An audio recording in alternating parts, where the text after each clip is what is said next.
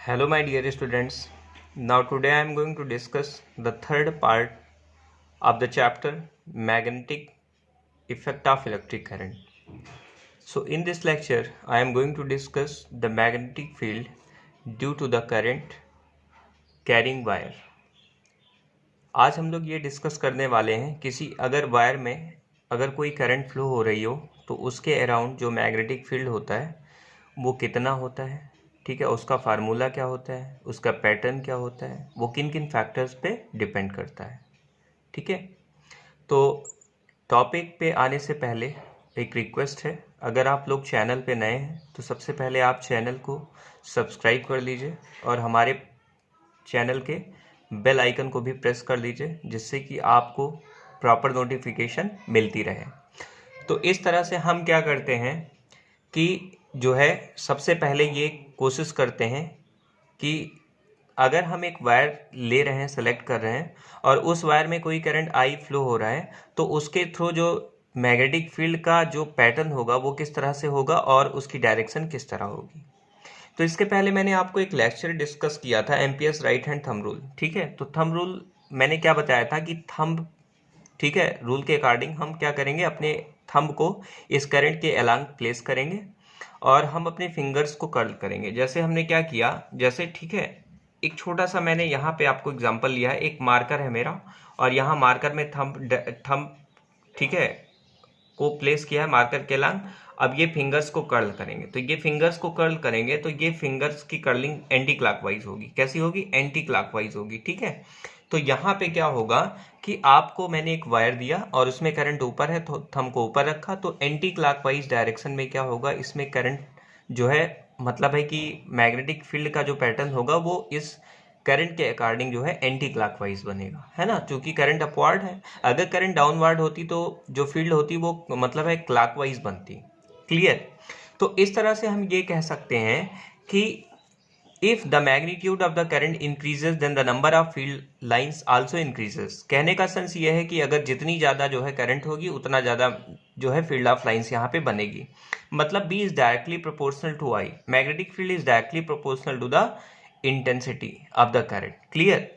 अब यहाँ पे क्या है कि if needles brought near the magnet then the deflection in the needles increases and when it moved away then it decreases. कहने का सेंस ये है कि अगर निडल इस लोकेशन पे होता है ना तो उसमें डिफ्लेक्शन ज्यादा आता, अगर निडल इस लोकेशन पे है तो डिफ्लेक्शन कम होगा। इसका मतलब जितना पास डिफ्लेक्शन, ध्यान से सुनना, बात मेरी समझना भाई, पास में रखने से क्या होगा, डिफ्लेक्शन ज्यादा होगा ना, दूर रखोगे तो डिफ्लेक्शन कम हो जाएगा, मतलब मैग्नेटिक फील्ड की स्ट्रेंथ कम हो जाएगी। तो आर बढ़ाने से मैग्नेटिक फील्ड की वैल्यू कम हो जाती है, तो B is inversely proportional to 1/r। मतलब है आर जितना छोटा, मतलब है भाई अगर आर ये इतना छोटा होता तो मैग्नेटिक फील्ड की वैल्यू अच्छी खासी होती, अगर आर हमारा इतना बड़ा हो गया तो इसका मतलब मैग्नेटिक फील्ड की वैल्यू यहाँ पे बहुत कम हो जाएगी। क्लियर?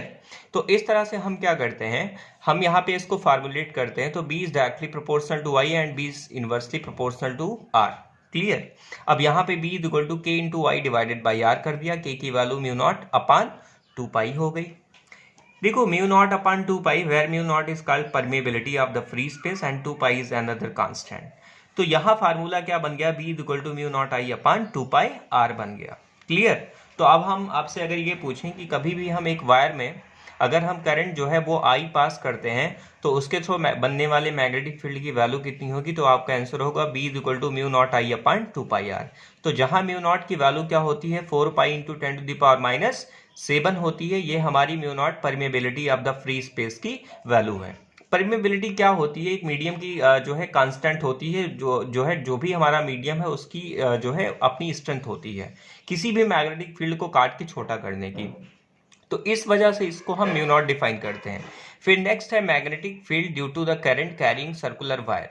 अब अगर एक सर्कुलर जो है वायर है और इसमें अगर करंट फ्लो हो रही है और करंट की जो डायरेक्शन है वो अगर मान लेते हैं कि यहाँ पे करंट की डायरेक्शन क्लॉकवाइज है, तो उसके थ्रू बनने वाला मैग्नेटिक फील्ड जो होगा वो किस तरह से हम लोग मैग्नेटिक फील्ड के पैटर्न को ड्रा कर सकते हैं। ठीक है, तो मैं इसको थोड़ा सा दिखाने की आपको कोशिश कर रहा हूं, आप इसको इस पैटर्न को आप ऑब्जर्व करिएगा कि इसका पैटर्न किस तरह से होगा। ठीक है, चलो अच्छा थोड़ा सा मैं इसको इस तरह से प्लेस करता हूं, देखो इसको ध्यान से।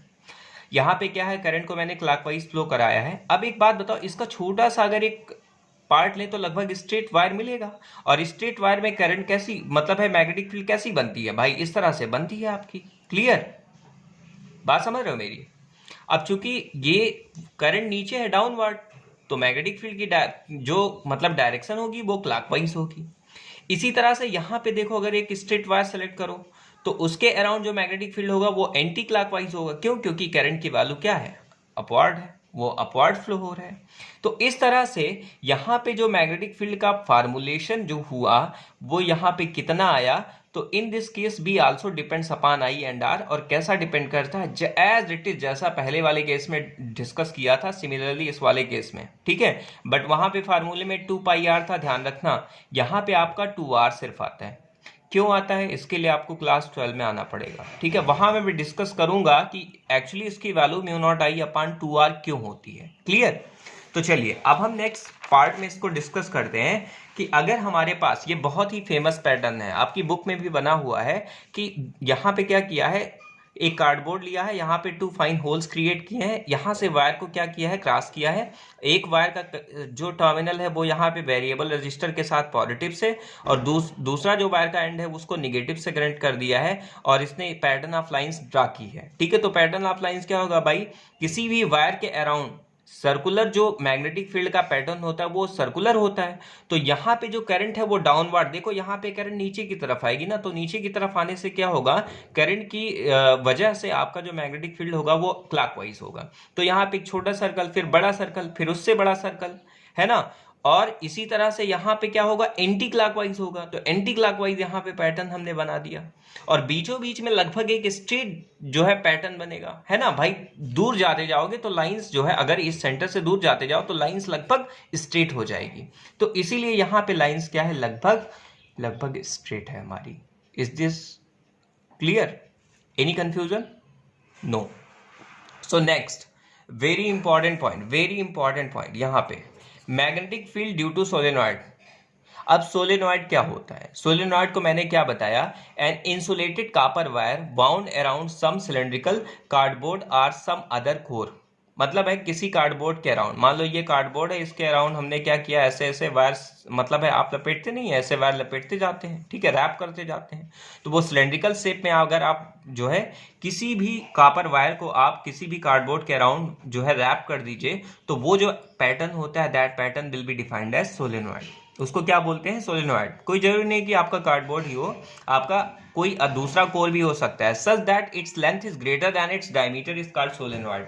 मतलब है कुल मिला के ये है कि ये जो इसका डायमीटर है, मतलब किसी एक जो सर्कल का डायमीटर है ना, पता है आपको भी मालूम है कि यहाँ पे मैंने क्या लिखा है, इसकी लेंथ उसके डायमीटर से ज्यादा होनी चाहिए, तभी हम उसको हेलिक्स बोलेंगे या सोलेनॉइड बोलेंगे।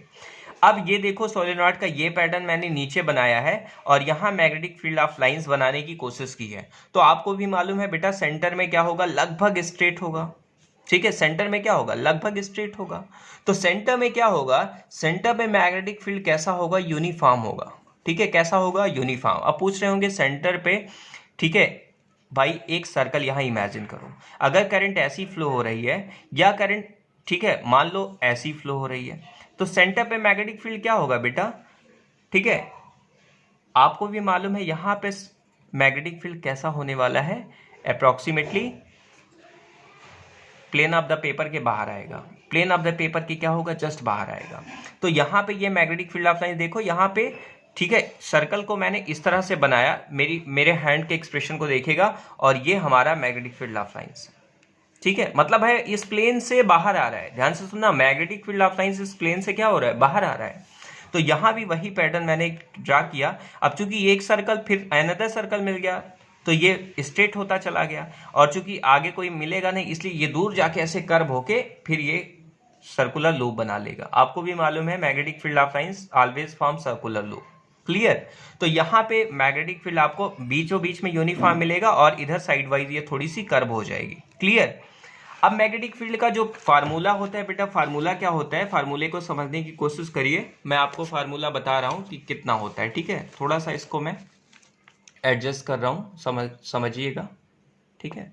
ये magnetic field of lines due to solenoid B is equal to mu not n into I. मैंने फार्मूला लिखा where n is called turn density, इसको स्मॉल एन को टर्न डेंसिटी कहते हैं। मान लो कि इसकी पूरी लेंथ एल है, कितनी है, पूरी लेंथ एल है, तो एल लेंथ में टोटल टर्न कितने, कैपिटल एन, भाई एक टर्न दो टर्न ऐसे करते जाओ तो 1 2 3 एंड सो ऑन एन, तो एल लेंथ में एन टर्न, तो यूनिट लेंथ में capital n divided by l, और इसी को हम टर्न डेंसिटी बोलते हैं। क्या बोलते हैं, टर्न डेंसिटी बोलते हैं। ठीक है, तो यहां मैंने डिस्कस भी किया है, एन टर्न डेंसिटी कहलाता है और एन की value capital n by l होती है, जहां पे एल हमारा क्या होता है, लेंथ ऑफ द हेलिक्स होता है, मतलब इस पूरे हेलिक्स की लेंथ होती है, और यहाँ पे capital n number of turn होता है।